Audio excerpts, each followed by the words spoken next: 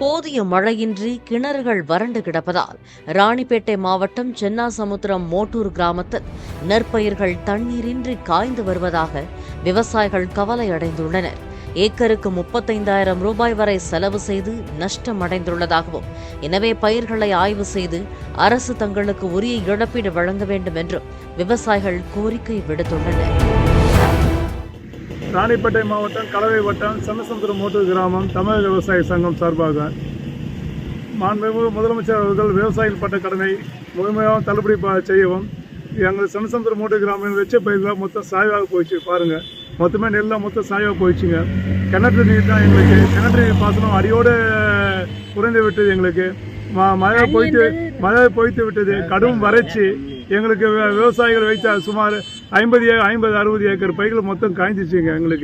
எங்களுக்கு வந்து அரசு உடனடியாக ராணி மாவட்ட நிர்வாகமும் முதலமைச்சர் அவர்களும் விரைந்து வந்து எங்களுக்கு நேரில் பார்வையிட்டு எங்களுக்கு விவசாயிகளுக்கு எங்களுக்கு வறட்சி நிவாரணம் எங்களுக்கு வழங்க வேண்டும் என்று ராணிப்பேட்டை மாவட்டம் கலவை வட்டம் தமிழக விவசாய சங்கம் சார்பில் கேட்டுக்கொள்கிறோம்.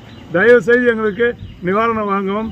வெச்ச பயிர்களுக்கு தான் நாங்கள் கடன் கட்ட முடியல, வட்டிக்கு வாங்கி கட்ட முடியல, நகையை மூக்க முடியல. ரொம்ப கடும் அவதி விவசாயிகள்.